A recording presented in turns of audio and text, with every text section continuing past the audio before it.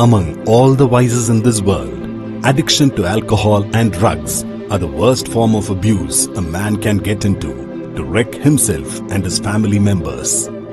Alcohol addiction not only disturbs the mental states of a person through intoxication, but also harms the vital organs in the body over a period of time. केलं की नाही आपल्याला हे करायचं. Smile कधी अचानकपणे सुरू झालेली गोष्ट नाही. स्माईल हे होतं ज्यावेळेस मी व्यसनातून बाहेर पडलो आणि व्यसनातून बाहेर पडल्यानंतर कुठेतरी वाटलं की आता परत एका व्यसनमुक्ती केंद्रामध्ये काउन्सिलर म्हणून मी 9 वर्ष काढली आणि नंतर परत आमचे फल्ले सर आहेत माझे पहिल्यापासूनचे काय म्हणता येईल वेलविशर, मला प्रत्येक वेळेस सपोर्ट करणारे, मला प्रत्येक क्षणी म्हणजे दारू पिऊन असायचो आणि आज तागायत त्या दिवसापासून 2002 पासून आज तागायत त्यांनीही माझी साथ सोडलेली नाही आणि मीही त्यांची साथ सोडलेली नाही. आणि या सगळ्या प्रवासामध्ये कुठंतरी हळूहळू वाटायला लागलं की आपण स्वतः गेली आणि दुसऱ्या दिवशी लॉकडाऊन लागलं आणि तो दिवस फार वाईट होता. वाटलं होतं की लॉकडाऊन म्हणजे काही नाही, होईल ते म्हणजे निघेल बाहेर आणि 6 महिने 8 महिने याच्यामध्ये गेले. अशी सुरुवात त्या फिल्मची होते सुरुवातीला की आत्महत्या कोणाकोणाला करावीशी वाटते. मी प्रयत्न नाही केला. सर्वात जास्त काय म्हणता येईल सुरुवातीला विश्वास नव्हता, पण नंतर विश्वास ठेवत कायम आशीर्वाद देणारे माझे आई वडील यांची कायम साथ राहिली. होईल होईल होईल होईल अशाच याच्यात ते म्हणायचे आणि एक कुठेतरी वाटायचं कोणीतरी आहे आपल्या बरोबर. आधी वाटायचं कोणीच नाहीये, पण नंतर आई वडील सपोर्ट होता. सपोर्ट असावा माणसाला तर तो एक सपोर्ट त्यांचा कायम होता. पत्नी माझी कायम तिने तर जसं हे सुरू केलं त्या दिवसापासून आज ताग्यात सर पूर्ण सोडूनच दिलेलं मला. ती काही माझा विचार करत नाही. तिला घरी आला तर माझी मुलगी फार क्वचित मला भेटते. हापिशाच म्हणते, बाबा वगैरे म्हणत नाही. तर ती काय म्हणते, हापिशा आज माझा स्केटिंगचं स्पर्धा पाहायला ये, हे पाहायला ये, ते करायला ये. परवा तिची फर्स्टला आहे ती आणि फर्स्ट फायनल एक्झाम होती. तरी मला म्हटली मला असं पाहिजे, मला सोडायला आज तू आला पाहिजे, पण मला नाही जमत. त्यामुळे पहिल्यांदा तर त्यांची दोघांची माझी पत्नी वैशाली आणि माझी मुलगी श्रावस्ती यांची माफी मागतो मनापासून की मला नाही वेळ देता येत. पण ठीक आहे, माझा हाही परिवार आहे आणि त्या परिवाराला आता सध्या त्या वेळेची गरज असते. पण त्यांचं कौतुक हेच आहे की त्यांनी कायम साथ दिलेली आहे. बायको ही कायम पाठीशी असते. कुठलीही गोष्ट ज्यावेळेस मी मुक्तांजन व्यसनमुक्ती केंद्रात होतो जॉबला, तेव्हा तो जॉब जेव्हा सोडला तेव्हा तिला मी म्हटलं आता मी परत नाही जाणार, मला नाही जमलं तर. ती म्हटली आपण वडापावची गाडी टाकू पण आपण पुढे जाऊ. तशी वेळ आली नाही. पण आज हे सगळं सेट होत असताना या सुरुवात झाल्यानंतर काय म्हणता येईल सुरुवात एकापासून झाली. मी सुरू केली, हळूहळू जोड येत गेली. सेट होत असताना माझा जुना मित्र, जवळजवळ आम्ही पहिल्या रिहॅबमध्ये एकत्र होतो 8-9 वर्ष, तो जुना मित्र भेटला आणि तो इथे आला. माझी जी काही कामं होती हळूहळू कमी व्हायला लागली. एक आपण म्हणतो ना की राम लक्ष्मणाची जोडी असते किंवा राम लक्ष्मण भाऊ भावासारखे एकत्र असतात, तसा मला लक्ष्मणासारखा माझा एक भाऊ मित्र प्रणव भेटला आणि त्याने माझी बरीचशी कामं हलकी केली. त्या फोनमध्ये सुरुवातीला आमच्या फोनमध्ये जो स्माईलचा फोन होता त्याच्यामध्ये 2000 कॉन्टॅक्ट होते. नंतर ते त्याने हँडल करायला लागल्यापासून 6000 कधी झाले माहीत नाही. सर्व फोन सर्व गोष्टी तो हँडल करतो आणि माझा बराचसा भार जवळजवळ 50% भार तो कमी करत असतो. बाकी सर्व गोष्टी ज्या आहेत त्या आहेतच, पण जे डोक्याला काय म्हणता येईल त्रास देणारं टेन्शनचं काम असतं ते सगळं तो अगदी सक्षमपणे पार पाडतो. प्रणवला सुद्धा धन्यवाद, कारण हे सुरू करण्यापाठीमागे हे माझ्या एकट्याचं नाहीये. हे स्वप्न जरी माझं असलं तरी त्या स्वप्नाला बऱ्याच जणांची जोड आहे. जाणारा आमचा हनुमानासारखा राहुल की मला चैन नाही पडत, म्हणजे तो नसला की वाटतं लोकांना की राहुल राहुल राहुल सर काय करतात सारखं, पण तो नसला की मी खरंच अपंग होतो. म्हणजे मला कुठली गोष्ट पाहावी लागत नाही, सांगितली त्याला हे करून घे तिथे झालेलं असतं. त्यामुळे कायम मला त्यालाही वाटतं. त्याची पत्नी तुम्हाला गेल्या 8 दिवसापासून त्रास झाला की रोज 8:30ला येणारा नवरा रात्री 1:30, 2, 2:30, 3, 4, 4:30, 5 कधी येतोय का नाही येतोय माहितीच नव्हतं. त्यामुळे पण त्याचं इथे जास्त गरज होती घरापेक्षा. पण स्वतः जेव्हा प्रयत्न केला जातो त्याच वेळेस ही लोक बाहेर येऊ शकतात. आणि हर्षल हा प्रयत्न माझ्यापेक्षा सर्वात जास्त तुझा आहे. त्यामुळे काउन्सिलर म्हणून काम करतो. राहुल पहिल्यापासून आणि त्या दिवसापासून आज ताग्यात तो माझ्याबरोबर आहे. माझे सगळे सहकारी सर पहिल्यापासून जुने आहेत, कोणी सोडून जात नाही. राहुल तुझेही धन्यवाद. त्याचबरोबर दुर्गा, म्हणजे ही बिल्डिंग जी काही सजलेली आहे आणि तो वेल्डिंग मशीन घेऊन कामच करायला लागला, म्हणजे ड्रायव्हिंग थोडंसं राहिलं बाजूला, पण नवीन नवीन गोष्टी करायला लागला. आणि आज जी काही इथं बिल्डिंग सजवलेली आहे ती पूर्णपणे दुर्गाने सजवलेली आहे. असा हा काय म्हणता येईल मेहनती, कष्टाळू, इमानदार आणि आसामहून आलेला, म्हणजे बाहेरून येणारे लोक कुठलेही कधी एका मालकाकडे टिकत नाहीत, पण दुर्गा 9 वर्ष झाले आज आमच्याकडे आहे आणि अगदी छान काम करतो, जातो गावी परत येतो. आणि त्यातलाही थँक्यू दुर्गा. कुठे दुर्गा, थँक्यू. सर्वांनी जरा थोडंसं इकडे या पुढे. गेटची जबाबदारी सांभाळणारे आमचे महेशी, वॉर्डमध्ये आमेर, खत्री, अतुल, अक्षय, जयंतराव, या सर्वांना धन्यवाद. माझ्याबरोबर कायमचा हा शीतल, की थोडासा काय म्हणता येईल आपण शरीराने व्यंग आहेत, पण त्या व्यंगांना बाजूला ठेवून सगळ्या गोष्टी तत्परतेने करण्याची तयारी ठेवणारा असा हा शीतल आहे. सुंदर अशी गाडी तो माझ्याबरोबर चालवतो, माझ्याबरोबर कायम सावलीसारखा असतो. धन्यवाद शीतल. सर्वात महत्वाचा आमच्या स्माईलचा गाभा म्हणजे किचन, या किचनमध्ये काम करणारा प्रकाश आणि त्याचे सर्व सहकारी यांचेही धन्यवाद. आज तुम्ही सर्वांना सुंदर असं चांगल्या चवीचं असं अन्न खाऊ घालतात आणि आज म्हणून ही लोक काय म्हणता येईल आल्यानंतर 5-5 किलो 2-2 किलो यांची छान बॉडी बनते, वजन वाढतात, त्यामुळे आपण छान खाऊ घालतात. प्रकाश सर आपला धन्यवाद.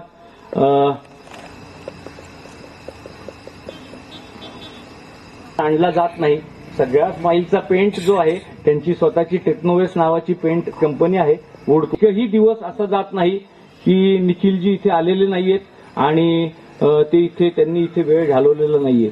त्यामुळे आमचे ऑफिशियल पेंट पार्टनर्स मी म्हणतो धन्यवाद सरजी आपका.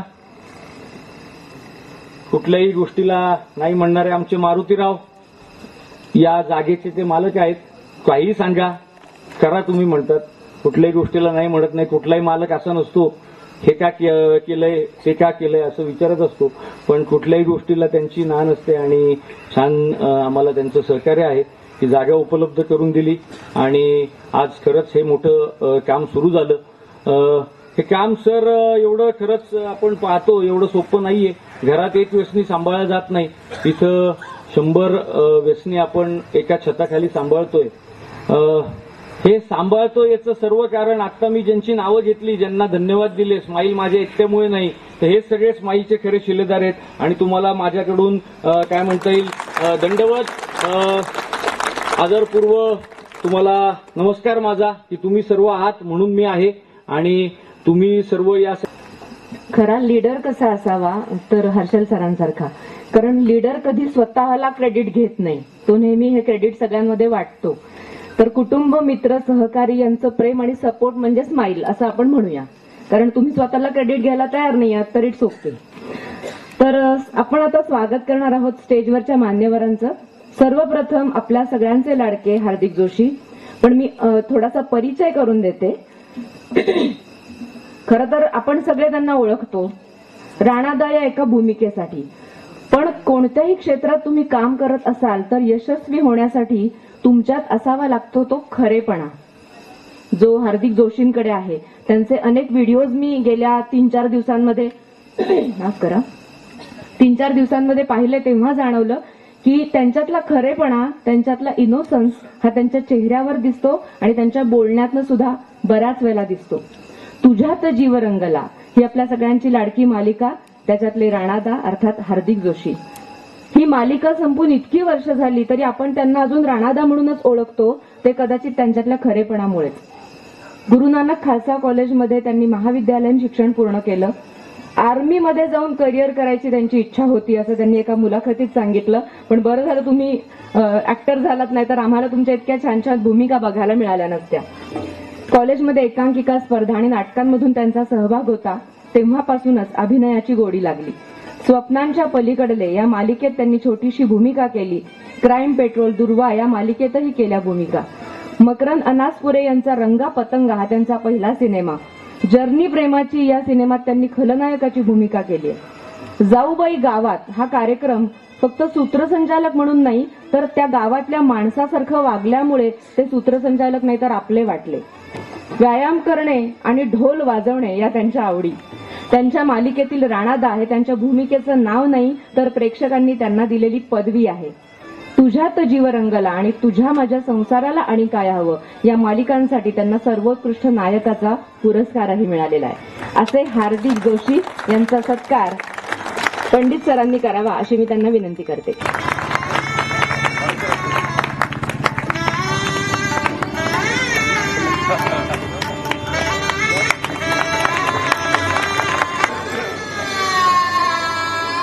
धन्यवाद. यानंतर तितकी सोपी गोष्ट नाही. इथे आल्यानंतर भारावले पण येतं आणि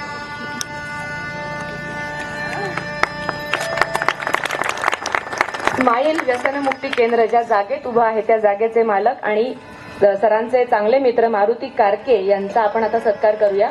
मी दीपक पल्लेंना विनंती करते की त्यांनी मारुती कारके यांचा सत्कार करावा.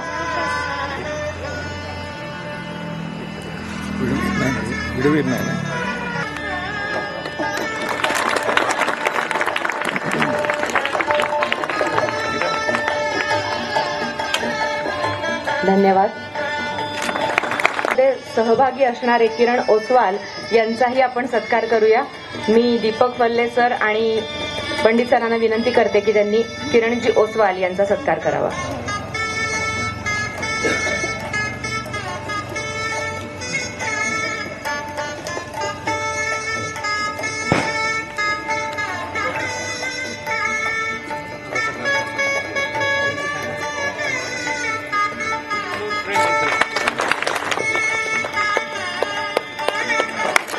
हर्षल सर सांगतायत की माझ्या पाठीमागे उभे राहणारे मला सहकार्य करणारे दीपक दादा ज्यांना खुर्चीत बसायला आवडत नाही आणि पुरस्कार दिलेला आवडणार नाही हे माहिती असून हे धाडस मी करते की त्यांचाही सत्कार करावा अशी मी हर्षल सरांना विनंती करते.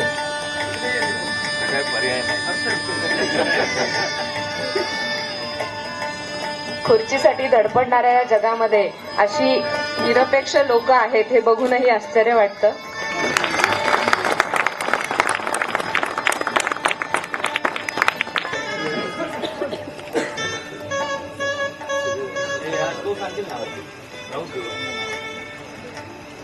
यानंतर बाकीच्या मान्यवरांनी बसलं तरी चालेल पण काही वेंडर्सचे सत्कार आपण करणार आहोत. मी हार्दिक सर तुम्हाला विनंती करेन की त्यांचा तुम्ही सत्कार करा. ज्या लोकांनी स्माईलला मदत केली आहे अशा काही लोकांचे सत्कार आपण आता करणार आहोत.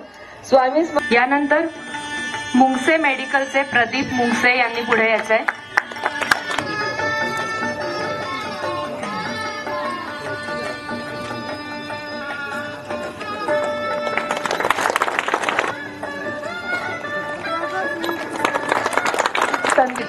यांनी उपस्थित राहायचंय आणि आपला सत्कार स्वीकारायचा आहे. ठाकूर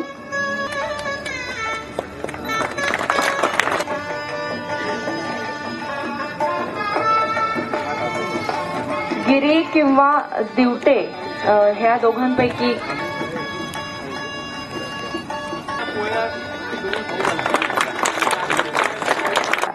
ज्या वेंडर्सनी मदत केली आहे त्या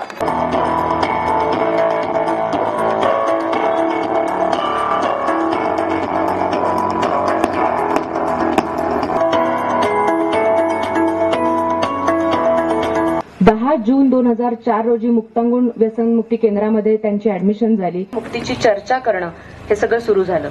त्रास खूप झाला पण यशही मिळालं. व्यसनी मित्र ऐकायला लागले आणि 1, 2, 10 असं करत एक ग्रुप तयार झाला. सगळे मिळून निरंतर मीटिंग व्हायला लागली त्यांची आणि मुक्तांगणचाही फॉलोअप जामनेरमध्ये सुरू झाला. फॉलोअपमध्ये मुक्तांगणची खूप मदत झाली. त्यांचे सप्ताहामध्ये 3-4 बैठकी होतात. आजूबाजूच्या गावात फॉलोअप सुद्धा घेतात. असे संजय कोठारी. मी संजय सरांना विनंती करेन की त्यांनी थोडक्यात आपलं मनोगत व्यक्त करावं. थांबलं मुक्तांगणमध्ये आणि तिथून व्यसनमुक्तीचा निर्धार पक्का केला. त्रास तकलीफ होते. जे स्ट्रगल बोलले सर स्ट्रगल असतं खूप पण निश्चय जर पक्का असला तर आपण प्रत्येक जे गोष्ट आपण प्रामाणिकपणे जर केली तर त्याच्यामध्ये यश येऊ शकतं। आणि जामनेर ग्रुपचं वैशिष्ट्य असं आहे की तिथे ॲडमिशन नाही आहे, औषध गोळ्या जादू मंत्र किंवा पैशाचा भाग किंवा 1 रुपया लागतो असा विषय नाही आहे। घरोघर जाऊन पेशंटपर्यंत जाणे मी आहे, माझी टीम आहे, काही मित्र आलेले आहे, काही जामनेरला आहे, महिला ग्रुप आहे, घरोघर फिरणं आणि त्या व्यसनमुक्ती या विषयावर चर्चा करून त्यांच्यामध्ये बदल करण्याचा प्रयत्न करणे। आणि हमेशा फोन येतात, काही मदत लागली सांगा, कार्यक्रमाला या, आम्हाला बोलवा। एवढं बोलून माझं 2 शब्द संपवतो। नमस्कार।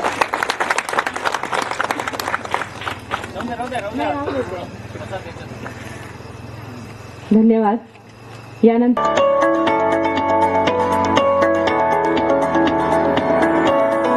धोक्यांची जाणीव आहे। त्यांनी मानसशास्त्रात BA ची पदवी घेतली आहे आणि व्यसनमुक्तीचे समुपदेशक म्हणून 4 वर्षांचा अनुभव आहे। स्वतःच झालेल्या या परिवर्तनाबद्दल नामांकित मीडिया हाऊसनी त्यांच्या मुलाखती घेतल्यात, त्यांच्यावर एक पुस्तकही लिहिलं गेलंय।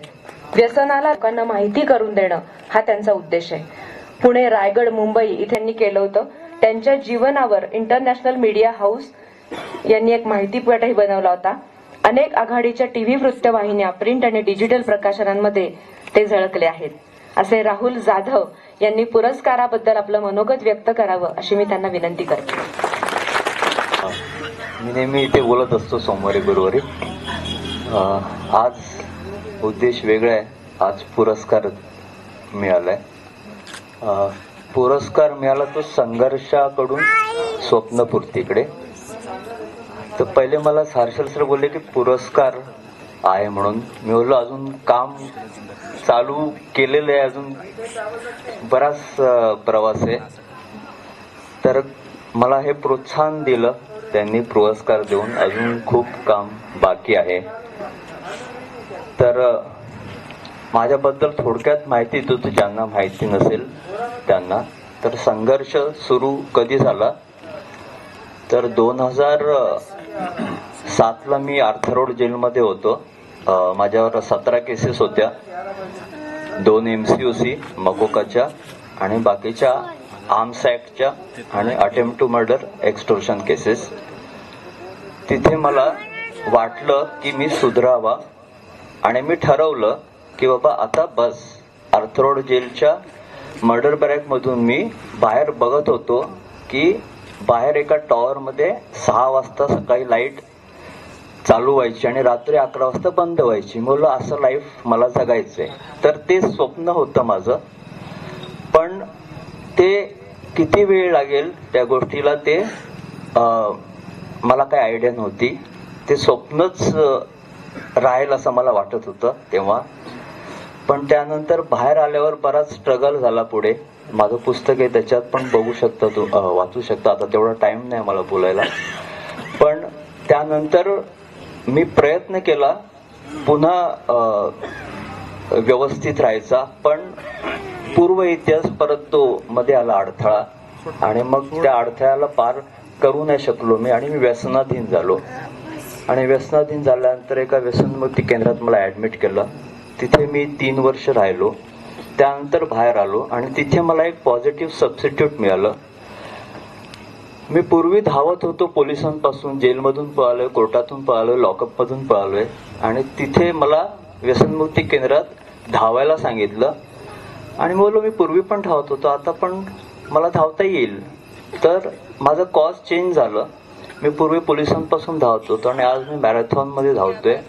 आज धावायचं माझं कारण चेंज झालं आणि धावता धावता माझं सॅटिस्फॅक्शनची आणि हॅपीनेसची डेफिनेशनच चेंज झाली। पूर्वी मला दारू, चरस, बटन्स हे घेतल्यानंतर जो सॅटिस्फॅक्शन पॉइंट टच करायला मिळत होतं ते मला 42, 50, 100, 200, 1000 किलोमीटर धावल्यावर मिळतं। मला तोच हाय मिळतो आणि मग मी खूप धावत असतो। मी मुंबई ते दिल्ली धावलो, मुंबई ते नाशिक, मुंबई ते रत्नागिरी, मी धावतच असतो। तर मी हाच संदेश दुसऱ्यांना देत असतो की धावा आणि व्यसनमुक्त व्हा। तर मला ऑपॉर्च्युनिटी दिली की हा व्यसनमुक्तीचा संदेश इतरांना पोचवावा। तर हा एक प्लॅटफॉर्म आहे कारण मी जेव्हा दुसऱ्यांना व्यसनमुक्तीचा संदेश देतो तेव्हा मी व्यसनमुक्त राहतो असं आम्हाला ट्रीटमेंटमध्ये सांगितलंय. तर thank you so much for helping me. Thank you.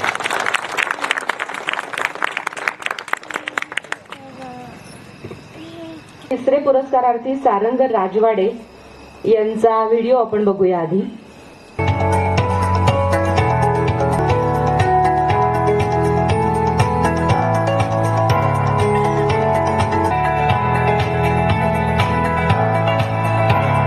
भटक्या कुत्र्यांच्या मदतीसाठी समर्पण आणि दीपस्तंभ बनलाय. भटक्या कुत्र्यांना प्रथमोपचार देणं, संकटात सापडलेल्या प्राण्यांसाठी आशेचा किरण बनणं या भूमिका ते आवडीने पार पाडतात. कोविड-19च्या महामारीत भयंकर आव्हानांमध्येही सारंग यांचं प्राणीप्रेम कमी झालं नाही, लुटून दिसून येतं. मूर्त बदल घडवून आणण्याच्या दृष्टीने दृढ विश्वासाने प्रेरित होऊन त्यांनी स्ट्रीट अॅनिमल वेलफेअर ऑर्गनायझेशन सुरू केली. 18 ऑगस्ट 2021 रोजी अधिकृतपणे नोंदणीकृत या संस्थेच्या माध्यमातून ते प्राण्यांसाठी आशेचा किरण बनलं, अभयारण्य बनलं. 4थ्या स्टेजमधल्या कॅन्सरच्या लढाईला तोंड देत असतानाही सारंग यांचं आपल्या ध्येयाप्रतीचं समर्पण कमी झालं नाही. केमोथेरपीच्या वेदनांना त्यांनी धैर्यानं आणि दृढनिश्चयानं तोंड दिलं आणि भटक्या कुत्र्यांची काळजी घेणं चालूच ठेवलं. 600हून अधिक भटक्या कुत्र्यांची गर्भनिरोधक शस्त्रक्रिया केल्याने भटक्या कुत्र्यांच्या लोकसंख्येवर नियंत्रण ठेवण्यास मदत झाली. हृदयविकाराच्या आजारावर आश्चर्यकारकरित्या मात करून आणि अँजिओप्लास्टिक करून सारंग अखंड काम करत आहेत. सारंग त्यांच्या कामाचं श्रेय प्राण्यांच्या मूक आशीर्वादांना देतात. समाजकार्यातून स्वप्नपूर्ती हा पुरस्कार मिळालेला सारंग राजवाडे यांना मी विनंती करते की त्यांनी आपलं मनोगत व्यक्त करावं. अभिनंदन, तुमचं 3 वर्षाचं आज हे झालेलं आहे वर्धापन दिन, त्याच्याबद्दल धन्यवाद. आभार आहे. मला जास्ती मनोगत व्यक्त करायची संधी मिळत नाही आणि मला ती जास्ती आवडतही नाही, त्याच्यामुळे मी थोडकंच बोलीन. सॅवो संस्था जसं तुम्ही बघितलं आता व्हिडिओमध्ये, मी गेली 15 वर्ष इंडिव्हिज्युअल लेवलवरती भटक्या जनावरांची सेवा करायचो. पण 2021 साली NGO रजिस्टर करून प्रॉपर एक मोठ्या प्रमाणावरती हे काम करायचा निश्चय केला आणि माझ्या नशिबाने मला सिमिलर एक माइंडसेटची लोक भेटत गेली, ज्याच्यामुळे आज NGO हे मोठ्या प्रमाणावरती आम्ही यात व्यवस्थित राबवतोय. आपण खूपदा बघतो की माणसांच्या मदतीसाठी खूप लोक धावून येतात, पण मुक्या जनावरांसाठी त्यांचं भलं करता येत नाही, पण त्यांना त्रास देणारी लोक जास्ती आपल्याकडे असतात. सो त्यांचा आवाज बनणं, मुक्या जनावरांचा आवाज बनणं हे एक आमचं मेन उद्दिष्ट होतं, जे देवीच्या कृपेने व्यवस्थित सध्या आम्ही पार करतोय. खूप अडीअडचणींमधून आम्ही सुरुवात केली NGOची, पण बऱ्याचशा लोकांच्या एक गुडविल म्हणा किंवा त्यांच्या आधारामुळे आज तागायत आम्ही व्यवस्थित काम करतोय आणि पुढेही फक्त आता कामाचं क्षेत्र आमचं तळेगाव पुरतं मर्यादित जे आता आहे ते आम्हाला पुढे जाऊन मावळामध्ये पूर्ण विस्तार करण्याची इच्छा आहे. सो बघू आता हे कसं काय व्यवस्थित होईल, पण आम्ही आमच्याकडनं 100% प्रयत्न करू. हे एकट्याचं काम नव्हतं, त्याच्यामुळे मला इथपर्यंत NGOचं सक्सेस नेण्यासाठी आमची जी टीम आहे त्यांचं मनपूर्वक आभार आहे की त्यांच्या सगळ्या कोऑपरेशनमुळे आणि मेहनतीमुळेच अजूनही आपल्याला त्याच्यात काय सुधारणा करता येतील याच्यावर आपण पण थोडंसं लक्ष देणं गरजेचं आहे. धन्यवाद. थँक्यू. त्यानंतर समाजकार्यातून स्वप्नपूर्तीकडे हा 4था पुरस्कार रवींद्र बिरारी यांना मिळालाय. तर त्यांचा व्हिडिओ आपण बघूया.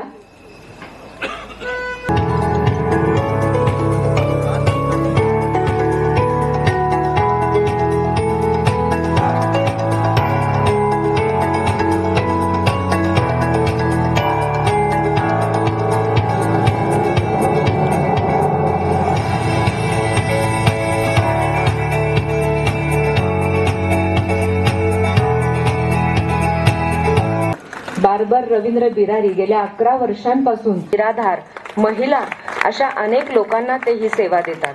आतापर्यंत 10,000हून अधिक लोकांची सेवा त्यांनी केली आहे आणि हे काम अखंड चालू आहे. या सेवेत अनेकदा वाईट अनुभवही आले, तसेच अशा दिग्गजांनी घेतली. या सेवेला वेगळा आयाम देण्यासाठी रवींद्र यांनी चालत फिरत सलून ही संकल्पना तयार केली, जेणेकरून ही सेवा प्रत्येक व्यक्तीसाठी रस्त्यावर दिली जाईल. रवींद्र बिरारी यांना मी मनोगत व्यक्त करण्यासाठी आमंत्रित करते.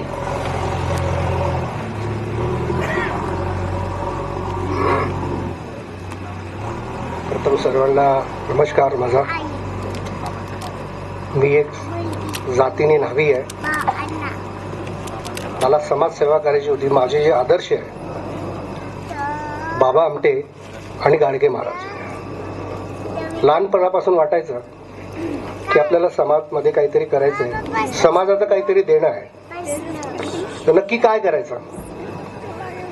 तर भांडूप ह्या इथे माझ्या मुंबईमध्ये एक छोटंसं सलून आहे आणि 2012ला एक अशी घटना घडली की कल्याण स्टेशनला मी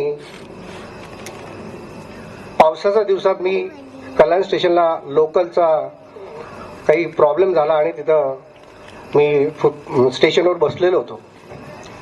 तर माझ्यासमोर जे 2 लोक होते ज्यांचे खूप केस वाढले आणि दाढी वाढलेली होती, ज्या लोकल स्टेशनला बसलेले होते आणि तिथले जे प्रवासी होते ते अनेक लोक त्यांना बघून कोणी खायला देत होतं, कोणी पैसे देत होतं, परंतु त्यांना असं कोणाला वाटत नसेल की बाबा आपण एखाद्याला न्हाव्याला आणावं किंवा हा माणसाला न्हाव्याकडे घेऊन जावं. त्यांचं काय उदरनिर्वाह म्हणजे भूक लागली असेल किंवा पैसे. तर मी विचार केला की मी 6 दिवस माझ्या दुकानावर काम करतो, एक दिवस सुट्टी असते मला सोमवारी. तर एक दिवस मी माझ्या मनामध्ये ठरवलं आणि निघालो की बघूया आपल्याकडून होतंय काय सेवा. मला पैसे तर द्यायचे नाही आहेत, खायला पण द्यायचं नाही आहे, पण माझ्यामध्ये जी कला आहे, जी आमची पारंपरिक चालत येते केस कापायचं, तर ते मी करू शकतो असं मला वाटलं. आणि एक सोमवारी मी निघालो आणि एका माणसाला विश्वासात घेतलं. त्याला मी बोललो की बाबा मी तुझे केस कापतो. तो प्रथम माझ्याकडे पहिले खालून वरून बघायला लागला की मला लोक पैसे देतात, खायला देतात, चहा देतात, बरेच काही देतात, हा कोण आहे मला विचारणारा, मी तुझे केस कापू का. तर मग त्याला कसा तरी विश्वासात घेऊन मी त्याचे केस कापले, दाढी केली आणि त्याच्यानंतर माझ्याकडे पिशवीत जो असलेला एक आरसा आहे, जो आपण दररोज उठून सकाळी बघतो आपला चेहरा किती सुंदर आहे, त्या व्यक्तीने 3 वर्षापासून स्वतःचा चेहराच बघितला नव्हता. तर त्याला असं वाटलं की हा मी आहे की दुसरा आहे. 15 मिनिटं त्यांनी तो जो आरसा दिला तो देतच नव्हता माझ्याकडे आणि हसत होता. तर मला वाटलं की या आठवड्यातून ही जी एक सेवा केली आपण, तर मी जे 6 दिवस जे पैसे कमवतो माझ्या दुकानात त्याच्यापेक्षा जास्तच मला आनंद आहे या गोष्टी. अशी ही सुरुवात झाली. त्या सुरुवातामध्ये अनेक असे प्रसंग आलेत. जसे चरस गांजा पिणारे सरांनी सांगितलं कसे व्यसनला लहान लहान मुलं, 1.5 लाख मुलं असे आहेत मुंबईमध्ये जे दररोज साधारणतः त्यांची 12 ते 13 वयाचीच असे मुलं आहेत जे अशा व्यसनाच्या आधी गेलेले, जास्ती करून व्हाईटनरची नशा करतात. 15 ते 13 वर्षाचे मुली आहेत जे आई होऊन जातात, म्हणजे गर्भवती होऊन जातात त्या नशाचा होऊन. अशा पद्धतीचा अनुभव बघायला मिळाला गेल्या 11 वर्षामध्ये. तर ही सेवा करत असताना रिलायन्स जिओ कंपनीच्या टीमने माझ्यावरती सोशल मीडियाच्या माध्यमातून लक्ष केलं आणि माझ्यावरती एक त्यांनी द सोशल बार्बर म्हणून एक डॉक्युमेंटरी बनवली, जिला आतापर्यंत 80 लाख पेक्षा जास्ती लोकांनी नवाजलं. आणि 3 वर्षानंतर माझ्या घरी एक काका आले आणि एक वर्तमानपत्र घेऊन आले. माझ्या धर्मपत्नीला दाखवलं की तुझ्या नवऱ्याचं नाव या पेपरात आलेलं आहे. माझी बायको बोलली की माझा नवरा एवढं मोठं काम काय करू शकतो की त्याचं नाव पेपर येतील बाबा. तर ते काका म्हणे नाही खरं झालंय बघ. मग 3 वर्षानंतर माझ्या धर्मपत्नीला कळालं की आज सोमवारी जातो कुठं, आज कळालं मला. तर मी आश्चर्य झालो. म्हटलं काय. बोललो तू त्याला, मला बोलतो की मी येतो जातो आणि येतो बोलतो आता कळालं मला काय. मग ती रडायला लागली. ती बोलली की ठीक आहे, नाही माझा तुम्हाला या कामाला सपोर्ट आहे, चांगलं आहे, तुम्ही चांगलं करताय आणि आपल्याच कलेमधून तुम्ही कोणाची तरी सेवा करताय. आणि ऍक्च्युअली रविवारी मी जात नाही सन्मान सत्काराला, कारण की माझं आज तुम्हाला माहिती आहे रविवारी म्हणजे जास्ती गर्दी असते. पण सर जे काम करतायत ते इतकी जबरदस्त काम करतायत सर की सरला मी नाही म्हणू शकलो नाही की सर म्हटलं येतो. आणि सरला मी साधारणतः 11 ते 12 वर्षानंतर भेटतो मला वाटतं सर. एकदा आमची मोल चित्रपटाच्या टायमाला भेट झाली होती आणि सरांनी मला फोन केला की असं असं आहे. तर सरला बोललो काय वार आहे, म्हणे रविवार आहे. म्हटलं ठीक आहे सर, तरी येतो, काय हरकत नाहीये. परंतु सरांचं जे काम आहे ते अत्यंत जबरदस्त आहे की खरंच आपल्या घरामध्ये एखादा व्यसनाचा जो माणूस असतो त्याला आपण सांभाळू शकत नाही. आणि इतकं 100पेक्षा जास्ती लोकांना ते सांभाळतायत आणि आतापर्यंत बरेच लोक बरे होऊन गेला त्या. हे सोपं काम नाही. आता जे व्यसनाच्या बाहेर गेलेत ते लोक, त्यांचा जीव यांच्यामध्ये राखलाय. म्हणजे तुझ्यात रंगला जीव, तर तसे यांच्यामध्ये त्यांचा जीव राहणार, त्यांच्या आई वडिलांमध्ये पण नाही राहणार. ही सरांनी बाहेर काढणं फार कठीण आहे हो. शोक म्हणजे तुम्हाला म्हटलं ना, आपल्याला जर आपल्याला शोक करायचं एखादा माणसाला बोलला मी तुला क्वार्टर पाचतो बाबा, पण खायला नाही देणार. असे समाजामध्ये बरेच लोक आहेत. व्यसनाला जास्ती अधीन करणारे खूप लोक आहेत, पण तुम्हाला सांगणार नाही हे चुकीचं आहे. आणि सरांनी जसं सांगितलं की त्यांच्या धर्मपत्नी किंवा त्यांच्या मुलीला सुद्धा भेटत नाही, आज या माध्यमातून मला माहिती पडलं, त्यांनी म्हणजे सांगितलं. तर सर मला कधी पण माझ्याकडून जे काही सेवा असेल तुमच्या व्यसनमुक्ती केंद्रात, तर वाटलंच तर मी दर महिन्याला ते 2 महिन्यातून येईल किंवा 1.5 महिन्यातून येईल. तुमचे जेवढे कुठले लोक असतील त्यांची फ्री मध्ये मी दाढी आणि केस कापून देईन.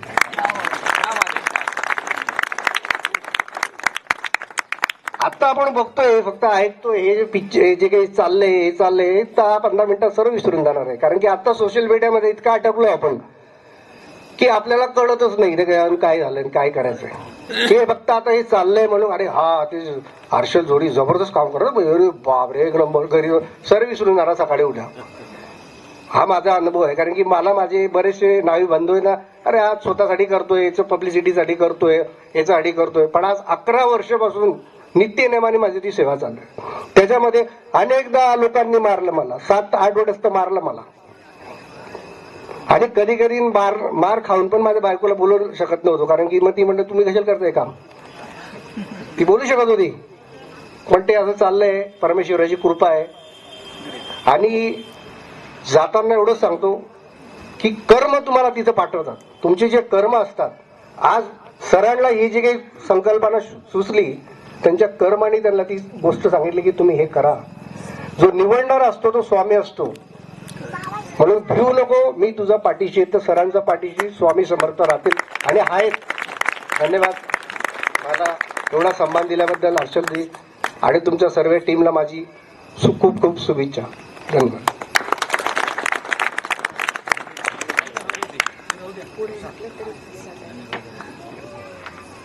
की सायकोलॉजीमध्ये 2 कन्सेप्ट आहेत, सिम्पथी आणि एम्पथी. आपल्यापैकी बऱ्याच जणांना माहिती असेल.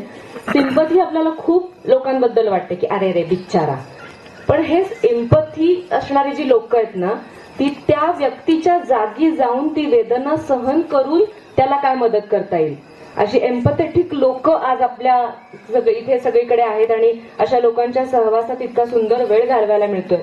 रवींद्र दादा, तुम्ही म्हणालात ते बरोबर आहे. आता हा कार्यक्रम झाल्यानंतर अनेक जण विसरून जातील, पण असंही होऊ शकतं की माझ्यासारखे अनेक जण या संस्थेला जोडले जातील.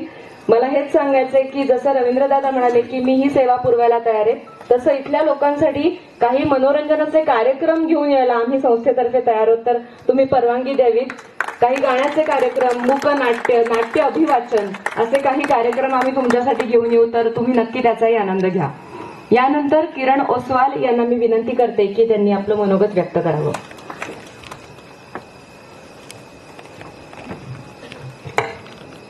धन्यवाद डॉक्टर विनया.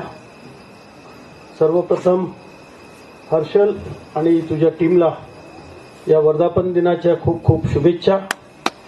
जे 4ही पुरस्कर्ते आज आपण या ठिकाणी, खरं म्हटलं तर जे आणि खूप उतुंग आहे. हर्षलचा माझा परिचय हा 2021 साली हे स्माईल व्यसन मुक्ती केंद्र उभं राहण्यापूर्वी झाला. दीपक फल्ले त्याचा आणि माझा जवळचा मित्र, त्याच्या इथंच ऑफिसमध्ये आमची भेट झाली. आणि एक ध्येयवेडा माणूस कसा असतो ना, तो मी माझ्या डोळ्यांनी सर्वप्रथम पाहिला. आजपर्यंत अनेक लोक आपण समाजामध्ये पाहिले, पण एक वेगळं स्वप्न जो स्वतः हर्षल, जसं डॉक्टर विनयांनी त्याच्या परिचयामध्ये सांगितलं सर्व, काम करण्यासाठी निघाला, कारण मी स्वतः त्याच्याकडे या ठिकाणी बरेच पेशंट पाठवलेत आणि काहींकडे पैसे नाही, गरिबी आहे घरची. हर्षल त्याला ऍडमिट करून घे, तर हर्षलनी त्वरित त्याला ऍडमिशन दिलेली आहे. रात्री 12 वाजता गाडी आलेली आहे, मी स्वतः त्याच्याबरोबर थांबलोय. रस्त्यावरच्या लोकांना सुद्धा निरपराध त्यांनी सांगितलं त्याच्या भाषणामध्ये. अशा अनेक गोष्टी हर्षलच्या बाबतीत आहे. कार्यक्रमालाही उशीर झालाय आणि आपलं आजचं मुख्य आकर्षण राणादा यांना आपल्याला ऐकायचं आहे. तर हर्षल, तुला पुन्हा एकदा शुभेच्छा देतो. अनुभवणं हा वेगळा आनंद असतो. तर अशा राणादा आणि म्हणजे हार्दिक जोशी यांना मी विनंती करते की त्यांनी आपलं मनोगत व्यक्त करावं आणि लिमिट नाहीये वेळेचं. नमस्कार. खरं तर फार औपचारिक मला बोलता येत नाही, कारण तुम्ही तर म्हणत असाल की ह्याला तर आम्ही बोलताना बघतोच. 9 वाजता स्टार प्रवाहावरती येतो, म्हणजे बघा ना, गाणं लागलं आज तुझ्यात जीव रंगला झी मराठीचा आणि फोटो लागलाय स्टार प्रवाहाचा. आणि नाही म्हणजे यातूनच कळतं की प्रेक्षक माझे सगळे कार्यक्रम बघतात. त्यामुळे आधी त्यासाठी थँक्यू सो मच. आणि हर्षल सर, खरंच थँक्यू की तुम्ही माझी निवड केली. सौमित्रचे मी आभार मानितच, कारण की त्यांनी नाव सजेस्ट केलं आणि तुम्ही मला लगेच बोलवलं. कारण की एक कलाकार म्हणून कधी कधी गर्व वाटतो की अशा काही गोष्टींमध्ये आम्हाला जाता येतं आणि गोष्टी समजून घेण्याचा एक अभ्यास सुद्धा करता येतो. काय कधी कुठला हा सत्कार करताना मला एक जाणवलं की कदाचित तुम्ही अभ्यास केला असेल या गोष्टीचा, नाही का, की कोणाला सत्कार द्यायचा. म्हणजे बघा ना, तुम्हाला पण जाणवलं का काय, म्हणजे पहिला सत्कार झाला त्याच्यामध्ये पायावरती कसं उभं राहायचं. जे त्यांनी स्वतः सांगितलं की 15 वर्ष ते व्यसनाच्या अधीन होते. त्याच्यानंतर ते आज प्रत्येकांना सांगतायत, प्रत्येक व्यक्तीला सांगतायत जे व्यसनाधीन झालेले आहेत, की पायावरती उभं राहणं काय असतं. त्याच्यानंतर दुसरा सत्कार जाधव सरांचा झाला, त्याच्यात त्यांनी व्यायामाचं महत्व सांगितलं की शरीराला आपण मग रूप कसं द्यायचं. त्यानंतर स्वतःला रूप कसं द्यायचं ते आपले राजेंद्र दादा त्यांनी सांगितलं. ते स्वतः रूप देतात प्रत्येकाला. आणि सगळ्यात मी, कारण त्यांचा आधी सत्कार झाला, पण त्यांचा एक सांगेन की जगण्याचा आनंद आपल्याला कुठल्या गोष्टीतून मिळतो, तर त्यांचा आनंद काय असतो. आज स्वतःवरती एवढा प्रसंग किंवा मेडिकली एवढ्या कंडिशन मधून जे जात आहेत, पण जगण्यामध्ये आनंद असतो आणि त्यातूनही माणूस जगत राहतो. तर मला असं वाटतं की 4 वेगवेगळ्या प्रकारचे आहेत आणि मला असं वाटतं या सगळ्या शैली या आपल्या स्वतःच्या आयुष्यात असतात आणि या आपण ते शोधून काढल्या पाहिजेत. आणि आता येईन तुमच्या संस्थेकडे, स्माईल नाव आहे. मला असं वाटतं की माणूस आज म्हणजे आजकालच्या या, म्हणजे मी खरं तर फार लहान आहे सगळं बोलण्यामध्ये, सगळे दिग्गज इथे बसलेले आहेत आणि माझ्यासाठी हा अनुभव सुद्धा नवीन आहे. पण एक साधारणतः समाजात जे काही चाललंय त्याच्यावरून मी सांगू शकतो, आपण खूप म्हणतो ना स्वार्थी झालेलो आहोत. म्हणजे स्माईल, आज यांनी त्यांच्या संस्थेचं नाव ठेवलंय स्माईल. स्माईल म्हणजे काय, हसणं. आज आपण इतके स्वार्थी झालो की हसणं फक्त आपण आपल्या बाबतीत बघतो की मला कशात आनंद आहे. आणि मला असं वाटतं की कदाचित व्यसन या गोष्टीच्या मागे लोक जातात की त्यातून मला आनंद मिळतो, पण त्यातून खरंच आपल्या घरातल्यांना आनंद मिळतो का, तर नाही मिळत. त्यातून त्यांना हसणं मिळतं का, तर नाही मिळत. कारण की माणूस इतका स्वार्थी झालाय ना की तो फक्त स्वतःचा आणि स्वतःचा विचार करतोय. तर मला असं वाटतं हे स्माईल जे नाव आहे ना, हे त्यांनी जे ठेवले त्यांच्या संस्थेत, मला असं वाटतं की ते त्याच्या बरोबर, त्या व्यक्ती बरोबर, त्याला ज्या जोडून ज्या व्यक्ती आहेत किंवा जितके त्याचे नातलग आहेत त्यांना हसणं ही त्यांची संस्था देते. तर मला असं वाटतं त्यांच्यासाठी जोरदार टाळ्या झाल्या पाहिजेत. कुठल्या गोष्टीचा अतिरिक्तपणा केला की आपण, मला असं वाटतं की त्याचं व्यसन लागतं असं म्हणतो, पण असं का नाही होत की या चांगल्या गोष्टीचं व्यसन आहे मला. म्हणजे फक्त व्यसन म्हटलं की वाईट गोष्टी का येतात, की अंमली पदार्थाचं व्यसन आहे किंवा एखादा ऍडिक्ट झालेला आहे कुठल्या गोष्टीसाठी. का असं नाही की मला सकाळी रोज लवकर उठायचं व्यसन लागलेलं आहे, रोज रात्री मला चांगलं लवकर झोपण्याचं एक व्यसन लागलेलं आहे. या गोष्टींना व्यसन म्हणून का नाही माणूस आयुष्यात घेत, असं मला वाटतं. आणि मला असं वाटतं की कदाचित ह्या अशा संस्था आहेत आपल्या प्रत्येकाच्या पाठीशी, तर मला असं वाटतं की आपण पण त्यांच्या पाठीशी उभं राहिलं पाहिजे आणि त्यांना सपोर्ट केला पाहिजे, जेणेकरून चांगल्या गोष्टींना सुद्धा व्यसन म्हणता येईल असं मला वाटतं. आणि हे ज्या गोष्टी आहेत, अंमली पदार्थ किंवा इतरही काही व्यसन आहे, ऍडिक्शन आहे, हे सगळं निघून गेलं पाहिजे. आणि मला असं वाटतं जेव्हा या गोष्टी नव्हत्या तेव्हाही आयुष्यात माणूस जगत होता आणि मला असं वाटतं सुंदर जगतोय. तर मी सगळे इथे जे रुग्ण मित्र आहेत त्यांना विनंती करीन की सर जे मेहनत घेत आहेत किंवा त्यांची टीम जे मेहनत घेते त्याच्या मागे तुम्हाला स्वतःहून उभं राहणं गरजेचं आहे. कारण त्यातून ते बाहेर काढण्याचा प्रयत्न करतील, पण त्यातून बाहेर तुम्हालाच यायचंय. त्यामुळे याचा खूप विचार करा. आणि आपल्या मागे खूप लोक आहेत. मी काही व्हिडिओमध्ये सुद्धा बघितलं की कोणीतरी स्वतःचा जीव देण्याचा प्रयत्न करतायत किंवा आत्महत्या करण्याचा प्रयत्न. मला असं वाटतं हे निदान नाहीये. कारण की खूप एक म्हण पण होती आधी की जेव्हा दात नव्हते तेव्हा देवाने दूध दिलं, दुधाने आपलं पोट भरायचं. जर दात दिलेत तर देव नक्की अन्न देईलच ना. अन्न का नाही देणार तो. आणि जर तेव्हा आपण म्हणतो ना, जेव्हा खरंच या आयुष्यात काही कार्य करायचं राहिलं नाही आता आणि सगळं झालेलं आहे, तेव्हा देव स्वतःहून बोलून घेईल ना. आपण कशाला स्वतःहून संपवायचं एवढं सुंदर आयुष्य. तो आहे, जर त्यांनी आपल्याला स्वतःहून जर जन्म दिलाय तर त्याचाच हक्क आहे की तो स्वतःला आपल्याला बोलवून घेईल. सो मला असं वाटतं की या सगळ्या वाईट गोष्टींकडे जाऊ नका, निगेटिव्ह गोष्टींकडे जाऊ नका. पॉझिटिव्ह आहे खूप आयुष्य आपलं, सुंदर आहे आयुष्य. आणि आज आपल्या समोर एवढे सत्कार मूर्ती आहेत, त्यांच्याकडनं मला असं वाटतं की खूप गोष्टी शिकण्यासारख्या आहेत. धावण्याचं महत्व एकाने त्यांनी सांगून दिलेलं आहे की त्यांनी जी स्वतःमध्ये निगेटिव्ह गोष्ट होती तीच कशी त्यांनी पॉझिटिव्ह केली.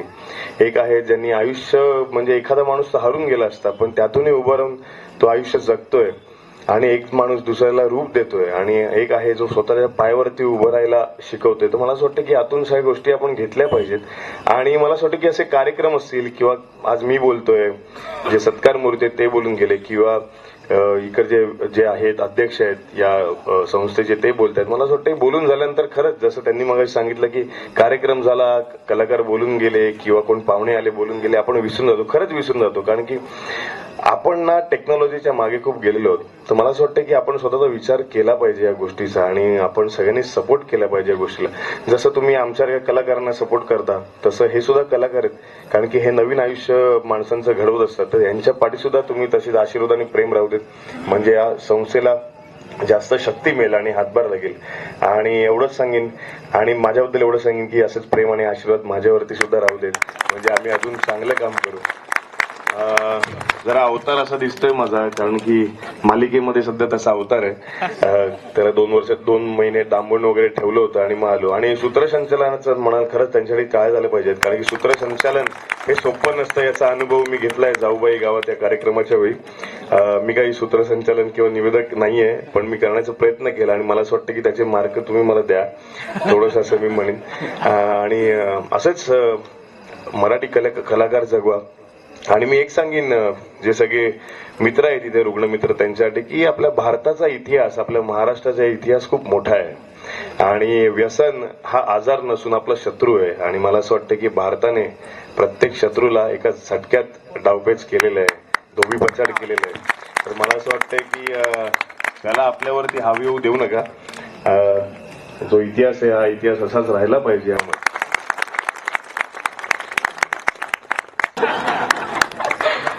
कारण त्यांच्या एका मुलाखतीत हार्दिक दादांनी सांगितलं होतं की मालिका चालू असतानाच लोक त्यांना विचारायचे की अरे तुमचं खरंच लग्न झालंय का, म्हणजे प्रेक्षकांच्या आशीर्वादानेच इतकी छान आणि समजूतदार बायको तुम्हाला मिळाली आहे. मालिकेनंतर आमचा एकमेकांना ऍक्च्युली हो.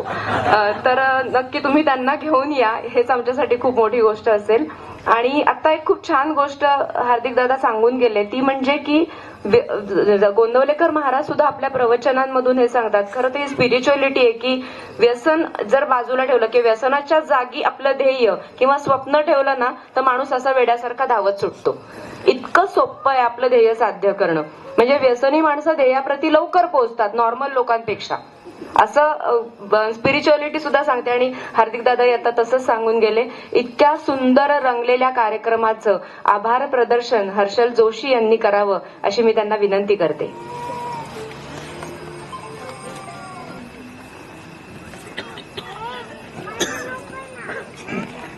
धन्यवाद. सगळ्यात प्रथम मला आभार प्रदर्शन करण्याची संधी दिल्याबद्दल संस्थेचे पंडित सरांचे त्यांचे आभार मानणे इतका मी मोठा नाही, पण औपचारिकता आहे, कार्यक्रमाची गरज आहे. सर्वप्रथम या सगळ्यांनी ऐकलं असे हार्दिक जोशी सर, जे वेळात वेळ काढून शूटिंग मिटिंग या सगळ्या गोष्टी सांभाळून आज इथे आलेत आणि आपल्या समाजकार्याला एक हातभार लावलाय, त्याबद्दल सर्वात प्रथम आपण त्यांचे आभार मानूया. त्यानंतर आपले निखिलजी महापात्रा सरांनी मगाशी उल्लेख केला त्याप्रमाणे आपले पेंट पार्टनर यांचं खूप मोलाचं सहकार्य स्माईलला कायम लाभत आलेलं आहे, इथून पुढेही ते लाभत राहील. तेही इथे वेळात वेळ काढून आले त्याबद्दल त्यांचेही आभार. त्यानंतर रोटरीचे अध्यक्ष किरणजी ओसवाल काम करतायत त्या सर्व रुग्णमित्रांचे, त्या सर्व कर्मचाऱ्यांचे, त्या सर्व सहकाऱ्यांचे, त्या सर्वांचे आभार. ऍक्च्युली सगळ्यांची नावं घेणं आता शक्य नाहीये, कारण कार्यक्रमाला वेळ खूप कमी राहिलेला आहे. त्यामुळे कुणाची मी नावं घेत नाही. पण या कार्यक्रमाच्या यशस्वीतेसाठी ज्यांनी ज्यांनी सहकार्य केलं, ज्यांनी म्हणून हातभार लावला, ज्यांचं म्हणून व्यसनमुक्तीसाठी म्हणून ही संस्था आज उभी आहे. आणि हर्षल पंडित सर गेले, ते आपले संचालक हर्षल पंडित सर यांचेही खूप मनापासून आभार. आणि प्रत्येकाने सांगितले की आपण सूत्रसंचालक बरेच वेळा दुर्लक्षित असतात. तर विनया केसकर मॅडम त्यांनी अत्यंत चांगल्या पद्धतीने अमोघ वाढीने त्यांच्या सगळा हा कार्यक्रम बांधून ठेवला. 1.5-2 तास आपल्याला बोर होऊन दिलं नाही. छान कार्यक्रमाचे सूत्र सगळी त्यांच्या हातात होती. त्यांनी सूत्रसंचालन केलं. त्याही वेळात वेळ काढून आल्या. त्याही त्यांच्या कार्यक्रमामध्ये बऱ्याच बिझी असतात, पण त्याच्यातून त्या वेळ काढून इथे सूत्रसंचालनासाठी आल्या. त्याबद्दल त्यांचेही खूप मनापासून आभार. आणि एकंदरीतच आभार प्रदर्शन करण्याबद्दल जसं मी म्हटलं तसं या सगळ्यांचे, संस्थेचे, आपल्या सर्वांचे मनापासून आभार. पुन्हा एकदा सूत्रसंचालकांकडे सूत्र सोपवा.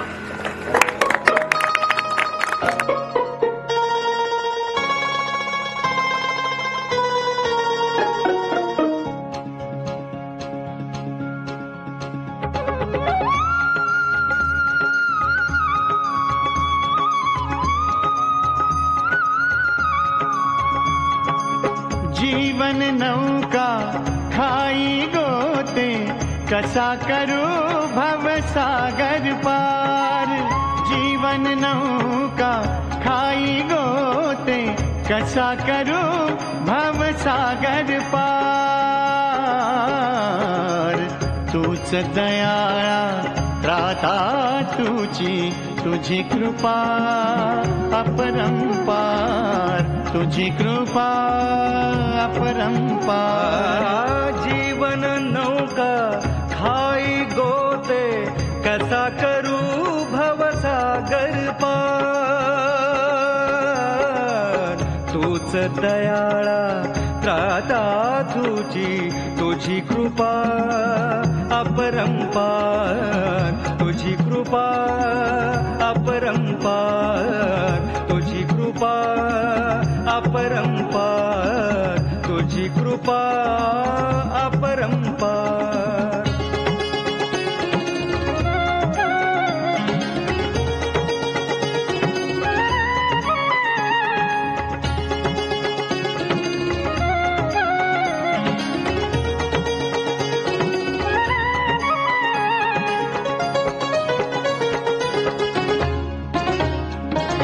जे दिसते ते तसे न असते, खोट्या संगे खरेही फसते. जे दिसते ते तसे न असते, खोट्या संगे खरेही फसते. तुझे सुदर्शन होता नुसते, श्वासामधुनी अखेर चाही. हरी हरी श्वासामधुनी अखेर चाही. फुलतसे अंगार. तूच दयाळा त्राता तुझी कृपा अपरंपार. तुझी कृपा अपरंपार. तुझी कृपा अपरंपार. तुझी कृपा अपरंपार.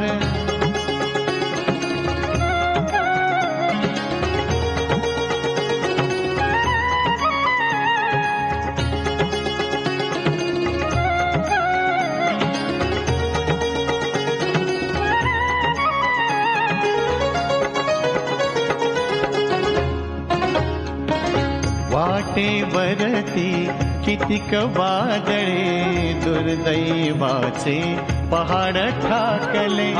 वाटेवरती कितीक वादळे, दुर्दैवाचे पहाड ठाकले. आशेनेही हात टेकले, कृपा दृष्टी मग तुझी लावता. कृपा दृष्टी मग तुझी लाभता. दूर होई अंधार. तूच दयाळा त्राता तुझी कृपा अपरंपार, तुझी कृपा अपरंपार. जीवन नौका खाई गोते, कसा करू भवसागर पार. तूच दयाळा त्राता तुझी कृपा अपरंपार, तुझी कृपा अपरंपार, तुझी कृपा अपरंपार, तुझी कृपा अपरंपार. Addiction is a neurological disorder that affects the reward system in the brain.